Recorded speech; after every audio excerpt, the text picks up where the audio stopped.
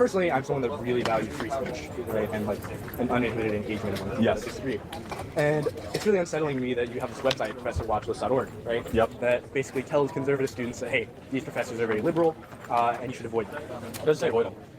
The official statement I read said Just to expose. Okay, fine, expose.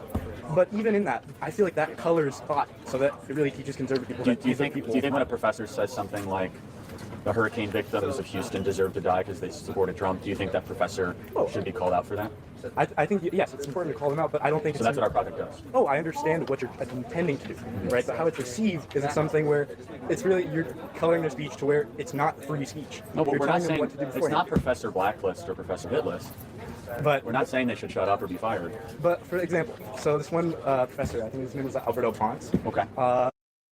Okay, before we get into that professor, we know that radical professors are indoctrinating students while hiding behind free speech. And when somebody calls them out, it's suddenly censorship. At least that's what this student is saying. So let's uncover the real story behind Professor Watchlist and why exposing bias in education is more necessary than ever. Well, welcome to the Revo Review. I'm Vince Revo. Let's go ahead. Because today we're going to be talking about the leftist indoctrination machine in our colleges. Yes, I said it. Some professors are no longer teaching, they're preaching radical ideology, and websites like Professor Watchlist are simply holding them accountable. But of course, the woke crowd is clutching their pearls, calling it censorship. So let's break this down. I was reading the list and it said that he was basically he was saying these things. He was saying that, oh, the Constitution is a white man's Constitution. Yeah, it's a quite radical sentiment. Sure, it's a radical sentiment, but it's protected by the First Amendment. No doubt. It's something he has a right to say it. Right. But also, my opinion would be we as conservatives need to signal where that radical ideology is present. And I don't understand, these professors, we're not misquoting them. Yeah. No, I understand all this that. stuff is, we're just making But them would more you agree famous. that it's taken out of context, though? But that's not my fault if someone takes something out of context. But so if I say your sweatshirt is red, it's not anyone's fault except the interpreters. Sure, but you're providing this platform for people to spread this misinformation. Not necessarily. You don't think it's a platform where people can spread misinformation? You can say the same thing about the internet or Twitter or Facebook. It's not incumbent on the person. Now, point number one, exposing the bias. First, let's address the students' pearl-clutching objection. It's unsettling to expose professors based on their political views. Really. Because we find it unsettling when a professor says things like hurricane victims deserve to die because they voted for Trump. Yes, they're saying that. Yes, that happened. And calling this behavior out isn't an attack on free speech. It's standing up for decency. It's actually standing up for free speech and allowing opinions to propagate in this country, in this world. And these professors are role models, yet they spew venom. They call it education after they spew it. And if Professor Watchlist is making people uncomfortable, then good. I think it should make people uncomfortable because truth has that effect. Truth has the effect to really make people uncomfortable. The person who creates the platform is responsible for how people interpret it. Of course, but a lot of times when there are people kind of discussing this thing and they hold a similar view, then it creates something that's akin to blackness. At least that's how I feel. Okay. That it's a lot like, the sentiment reminds me of something like McCarthyism. So, creating this list of people. Well, okay, so first of all, McCarthy never published his list. Sure. So we have a list and we're very public about it. Yeah. Secondly, McCarthy called for the termination of people. We've never called for any termination of any professors. But would you agree that it can incite some degree of violence against them? No, not necessarily, none whatsoever. I mean, the same would be said if a news reporter, by the way, all these professors we have on there were reported on by other news outlets. Yeah. So we cited them. Yeah, I understand. So why not be mad at Huffington Post for all their articles they read about? I guess my main question to you is basically with all this, right? Mm-hmm. My feeling is that it inhibits this free engagement because it tells people beforehand that, hey, this is what that person believes. I would disagree. I think it encourages more speech. Let me ask. All right, so my question is, how can you... Okay, my feeling. A lot of people say that, especially on the left, my feeling. Well, this leads us to point number two. Accountability isn't censorship, and accountability isn't about feelings. So let's get one thing straight. Holding professors accountable is not censorship. They can say whatever they want, but actions have consequences. For example, when a professor calls the Constitution a white man's document, it's radical, it's divisive, and yes, it's protected speech. But students and parents also have the right to know who's teaching these views, who's indoctrinating their children, who's indoctrinating these children. And let's not pretend that this isn't a two-way street, because admittedly, it is a two-way street. Conservative professors, let's talk about conservative professors. They're lucky to survive a semester without being canceled. So if Professor Watchlist is a lifeline For conservative students, we need to let it thrive, because that is propagating what the student is fighting for, free speech. And by the way, I'm not wearing the same sweater as the student. I could be.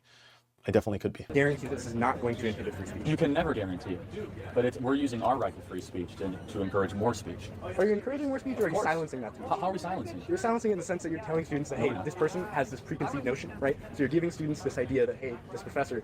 That's not silencing anything. So then challenge them, when they take that class, Exactly. Challenge them, debate them. These free thinkers, they're going to go into it thinking, hey, this professor has this ideal. I should know that when I... Well, what's wrong with that? I think the thing that's wrong with that is... Maybe they're more aware. That's literally antithetical to free speech. No, it's not. I think it's important to engage with someone and rationalize their ideas. Of course. Instead of viewing them beforehand. So when a professor says something like... Sorry, but that's not stopping free speech. That's executing free speech. What he is fighting for is to stop free speech because he disagrees with it. Hurricane comment, which is a real something the United States Press said from University of Houston, or when the Georgetown law professor a couple weeks ago said, you know, we want Brett Kavanaugh's family to die. They should be made famous when they say stuff like that. I don't think they should be made famous, Really? because then you're inciting violence against No, them. we're not. You're inciting this negative sense. No, to say that they're inciting violence because they're spreading information, that's a complete fallacy, because you're not telling people to go and beat them up. You're just telling people this is what they said, this is what they believe, and allow the people to have an opinion about that. So it's just funny how the left will always go to, you're inciting violence, you're a bigot, you don't like free speech, when actually you're executing those things. You're executing free speech.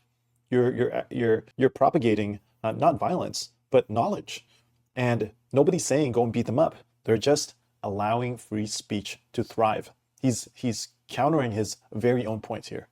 It's like saying a newspaper incites violence when they cover anything. But would you agree with me Exactly. that there's a significant difference between a newspaper that's a public outlet and something like CQSA, or something like this, where you have a bunch of like-minded... What's the difference between a newspaper and something on the website, or something that they're sharing on a website? It's just information that's being propagated. And this leads me to point number 3. It's about transparency. Transparency, accountability, not intimidation, not inciting violence. So hold that thought. Don't forget to like, subscribe, and comment down below. We want to know your opinions, and your voice matters. But let's get back to business here. The student argues that the watch list colors students' perceptions of professors spouting unhinged rhetoric like, we don't want Brett Kavanaugh's family to die. These professors are shaping young minds. And transparency isn't intimidation, it's accountability. It's free speech. Parents aren't shelling out thousands of dollars for their kids to be indoctrinated. They want education, not propaganda. I don't know. My feeling is just that it creates this environment where speech is not equal. I appreciate the sentiment. And you're being so respectful. And yeah, I appreciate you coming here. And it was nice talking to you. And that's what that is. It's sentiment, right? It's my feeling is. But what are the facts? Like, let's just talk this out logically. It's nice how, of course, the interaction ends here. You too, man. Thank you. This one, Professor. Let's talk about the McCarthyism myth, because some of you might not know that. So the McCarthyism trope, it's really the left's favorite scare tactic, because let's set the record straight. McCarthyism was about secret lists and baseless accusations. Professor Watchlist is public and fact-based. These professors are quoted, they're cited, and they're exposed using their own words. That's a big difference. And if you don't want to be on that list, here's a wild idea. Don't say outrageous, wild, insane things. Don't make inflammatory comments and then play the victim when someone notices. And before we conclude, I want to talk about why this matters. This isn't about college campuses. It's about the future of this world. It's about the future of America. The left wants to silence conservative voices while giving radical professors a free pass. Websites like Professor Watchlist level that playing field. When students can make informed decisions about their education, it's a win for free speech, not a loss. It is executing free speech. And if we don't fight this ideological battle now, we'll lose the next generation to woke propaganda that is happening everywhere. The Bible tells us in Proverbs 22:6, train up a child in the way he should go, even when he is old, he will not depart from it. Right now, our colleges are training up the next generation, not with truth, but with radical ideology propaganda. It's time to push back. Exposing the truth isn't censorship, it's courage. So to all the woke professors out there, if you can't handle the heat, maybe don't start the fire. Stay informed, stay engaged, and keep speaking up. Your voice matters. God bless you.